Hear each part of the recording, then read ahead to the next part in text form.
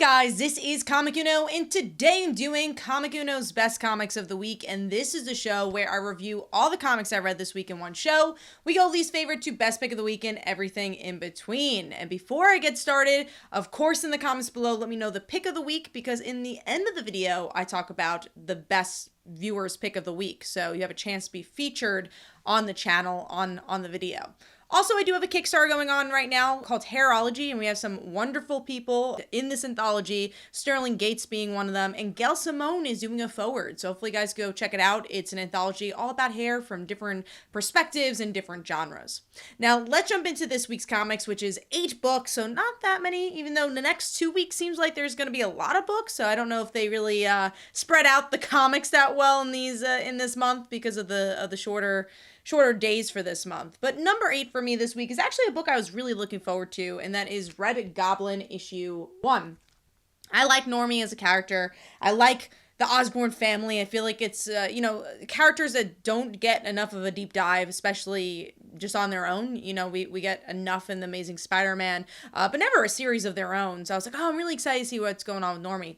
Now, I haven't been following Venom, and it seems like a lot of it has to do with Venom and less about, I don't know if this was supposed to connect to Dark Web, but yeah, it's less about Spider-Man and definitely more about what's going on with Venom and probably Gold Goblin. Those are the 2 books that you have to know the most about. And I feel like Normie as a character, I thought I really wanted him as a lead, and then I started reading him, like, do I want to follow this 10-year-old boy as a lead? I don't know. I think there's other characters that are more interesting. I'm always rooting for Liz Allen to get a story, and she's just kind of this background character here, even as the mom of Normie. You know, a lot of it has to do with the past of Harry and his death, and I feel like surprisingly, there wasn't the emotion I was expecting. I feel like a lot was thrown at you. It wasn't very new reader friendly. So if you, again, aren't reading Venom, there's a lot that is tried to be described, but not really here. I thought the artwork was really stiff, and it just didn't allow me to sink my teeth in as much as I thought I would be able to with a book like this.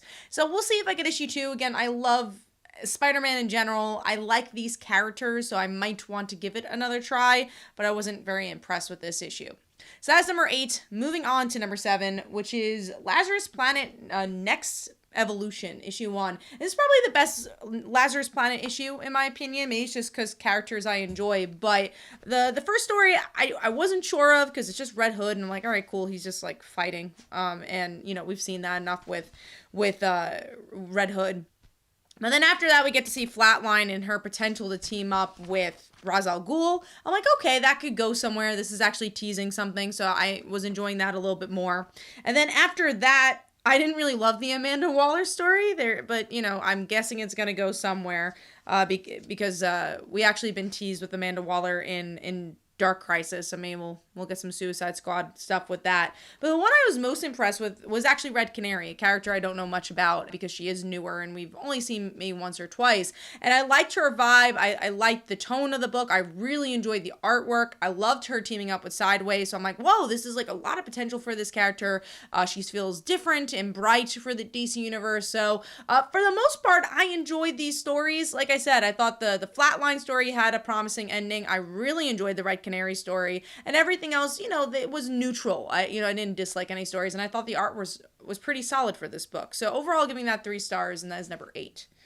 Moving on to number 7, which is Daredevil, issue 8. I enjoyed this issue a bit more than the last. This is very much an action issue. The build-up of the first battle with Punisher and Daredevil. It is very much just a battle, but there's some good, interesting tidbits. You know, Daredevil's moral compass, what is good, what is bad, especially when it comes to a character like Punisher. And I like just seeing them butt heads. You know, we've been building up to this moment, but it actually feels like we're building into a bigger event, a bigger moment for Marvel, especially with some of these stingers in the end of the issue. So yes, it's just a battle issue. There's gorgeous artwork and there's dragons in this issue. So how can you go wrong with that? But I think it's a smaller piece to a bigger puzzle, which I enjoyed. I enjoyed the ride for this issue. So giving that 3.5 stars, and that is number 6. Moving on to number 5, which is The Flash, issue 792.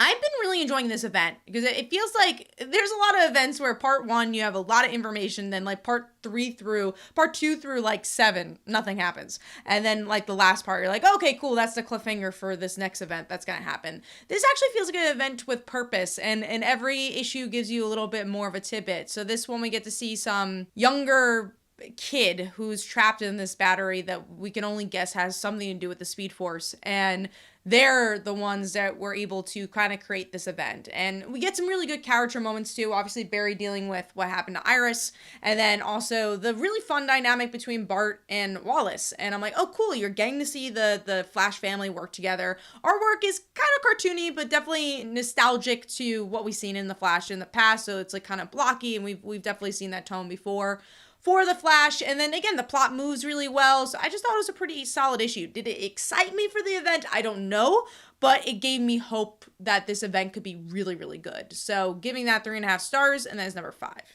Moving on to number 4, which is Gold Goblin issue 4.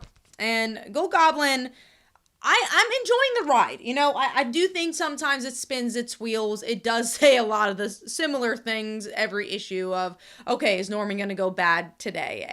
But I'm enjoying that ride. I'm enjoying seeing Norman kind of have this conflict of, am I a good guy or am I a bad guy? And then Queen Goblin in the mix where she's like, I'm going to make you a bad guy again. So there is some plot progression in this issue. Really good art. I like the kind of gritty nature, but also grounded nature for this book. So overall, I'm having a fun time with it. I do want to love this book, but I like this book right now. So moving on to number 3, speaking of Spider-Man, it's Spider-Man week. Spider-Man issue 19. And this is filler arc leading into the Mary Jane story that's going to happen, or I guess the Paul story that's going to happen in March.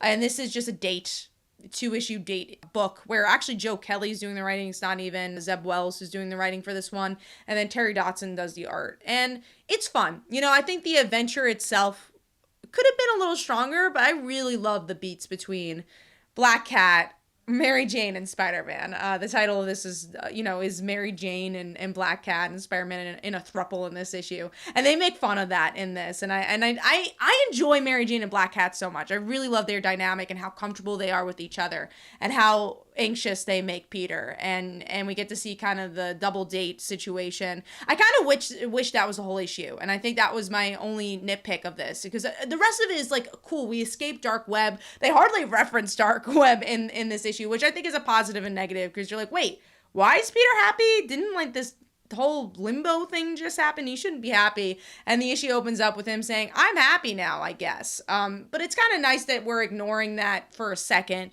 and just having a fun adventure with Spider-Man. So again, I think that's a negative and positive of this issue. If you're looking for continuity, I don't know if they're really trying to reference the past. They reference it for a hot second in this issue. But yeah, I also like the progression of Mary Jane being in this issue, but the rest of it is just kind of action. I didn't love the villains in this one. I think they're like the bunny character from like Dan Slott's run. I never really enjoyed her, and she's got a bigger part of this issue. Also, the coloring's maybe a little bit too bright at times, but Terry Dotson has some great pencils here. So giving that 3.5 stars, and that is number 3. Moving on to number 2, a book I was pleasantly surprised by, and that's Batman issue 132.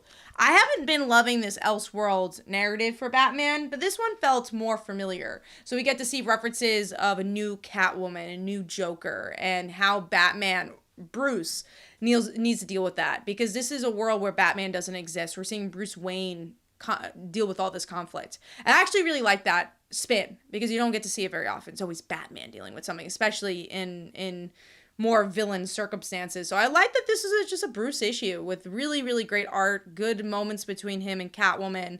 So overall, I thought it was a really solid issue. I'm curious to see where it goes. I also thought the backup story was really good. I tend not to love the DC backup stories because I feel like they're just kind of there to fill up the pages to make it more expensive. But this actually connects really well to the main story, which is Tim trying to save Batman. And I think Tim is well written here.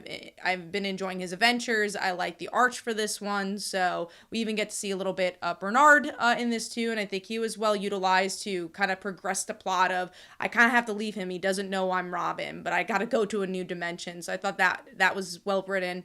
So overall, I gave that 4 stars. Enjoyed it, a really solid issue, and I hope it continues in this direction. Moving on to number 1, I can never pronounce this name, but let's try Harrower, issue 1. I'm a big slasher fan. I love horror, and this feels like I'm watching a new slasher movie, a new franchise. Because it's about this girl, almost kind of has Scream vibes, at least the cast, because, Scream is a parody of every slasher, almost obviously Halloween vibes as well. And we get to see this girl who is just a normal teenager, but there's definitely secrets within this town. There's this guy who's obsessed with the serial killer, and then the mom might know a little bit more than she's leading on to. Her brother, the main character's brother, has died secretly, so there's definitely a lot of mystery in the town that they inject here. And then the main character's boyfriend, this is why I say it's very Scream-like, looks like he's following the villain, following the serial killer, and is kind of one of his accolades. So a lot of interesting information that doesn't feel like it's spewing out information. I think it could have been a detriment to feel, expositionary, but I think the information was revealed well enough here, and I like the world that it was building. And what I want to see in future issues to love these characters,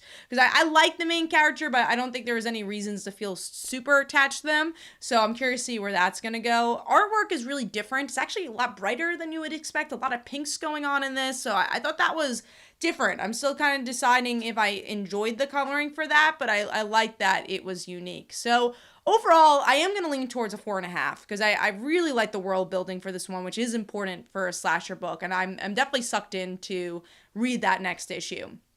So hopefully you guys enjoyed. Let me know in the comments below what was your pick of the week for this week. And the viewer's pick of the week was The Flash. So here are some comments about that. Hopefully you guys enjoyed. This is Comic Uno, and I will see you guys in the next one. Bye.